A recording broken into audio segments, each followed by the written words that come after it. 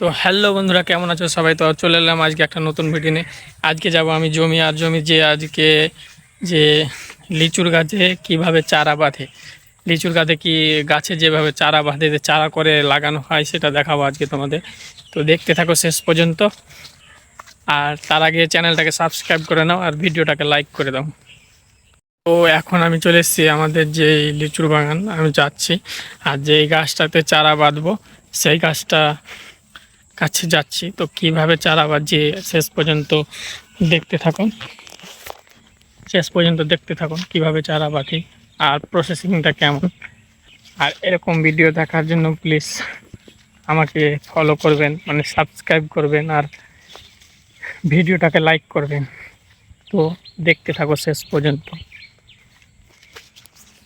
তো এখন আমি চলে এসেছি ওখানে, মানে যেই গাছটাতে যে চারা বাঁধবো, লিচুর গাছটাতে কিছুদিন আগে গ্রাফটিং করে রেখেছি, মানে ওটাকে কেটে ছাল ছিলে রেখেছি।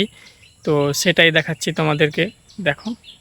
তো এই যে গাছটাতে আমি কিছুদিন আগে, মোটামুটি 15-20 দিন, 20 দিন হবে, ম্যাক্সিমাম 20 দিন আগে এই জায়গাটাকে এভাবে ছিলে রেখেছি।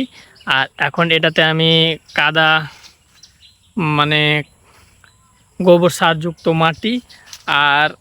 মাটি আর একটা চট ছালা দিয়ে বেঁধে দেবো। তো এখন আমি 2টা গাছে চারা বাঁধবো, এখানে একটা আর ওইখানে একটা আছে, সেটাও দেখাচ্ছি তোমাদেরকে। ওই গাছটাতে একটা আর এই গাছটাতে একটা, 2টো চারা বাঁধবো, আর দুটোই আমি দেখাচ্ছি তোমাদেরকে। আর এইটা ছিঁড়ে রেখেছি। তো এখন চারা বানার জন্য উপযুক্ত হয়ে গেছে। তো এখন এটাকে বাঁধবো, কীভাবে বাঁধি দেখতে থাকো শেষ পর্যন্ত ভিডিওটাকে। এখন আমি এই মাটিটাকে ভেজাবো, ভেজিয়ে একটু আঠালো আঠালো ভাব করব, যেন ওই ছালটাতে লাগে ভালোভাবে। এরকমভাবে মেখে নিতে হবে প্রথমে, আমি যেভাবে মাখছি দেখুন আপনারা।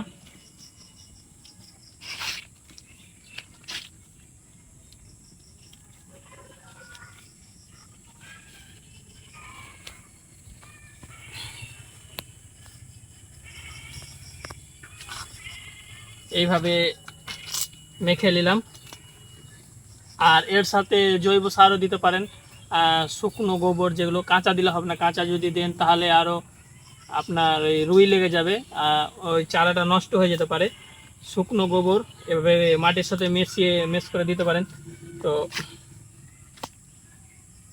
এখন এটা হয়ে গেছে যথেষ্ট পরিমাণে, এখন এটাকে গাছে লাগিয়ে দেবো।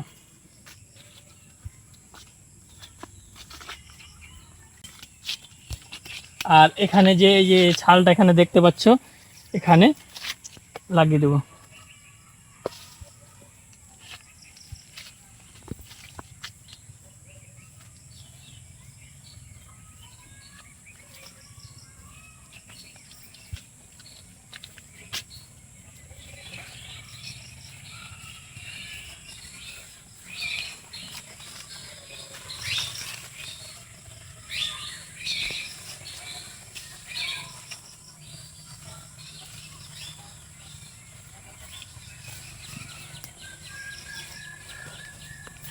এটা লাগাচ্ছি ভালোভাবে, আর বেশি যদি নরম হয়ে যায় তো লাগবে না, কিছু না হোক। না, আমার ছবি দেখতে পাই সহ। এখন মাটিটা বাঁধলাম, আর এটা একটা বস্তা, মানে চটের বস্তা, সেটা দিয়ে এখন বাঁধতে হবে। এরকম সাইজের এরকম বস্তাগুলো দিয়ে ভালো করে বেঁধে দিতে হবে।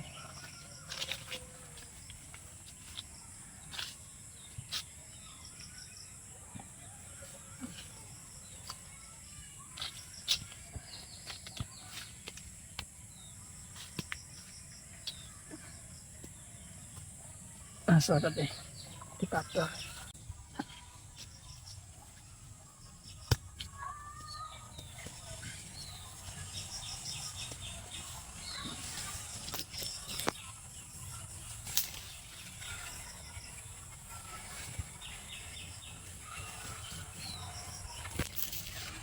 এইভাবে বাঁধার পরে এখন এটাকে দড়ি দিয়ে শক্ত করে বাঁধতে হবে।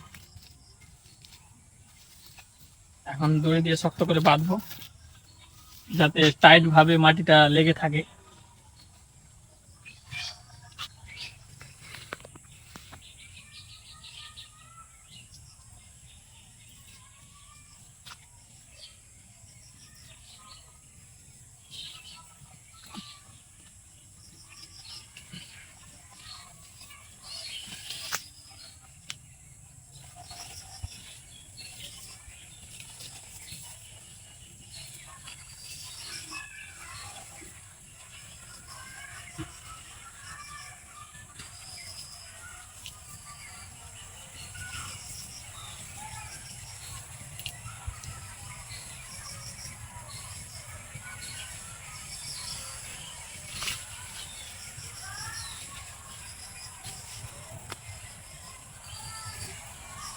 তো এইভাবে বাঁধতে হবে, এইভাবে শক্ত করে বেঁধে দেওয়ার পরে, আর এটা চটের ছালা দিয়েই বাঁধতে হবে।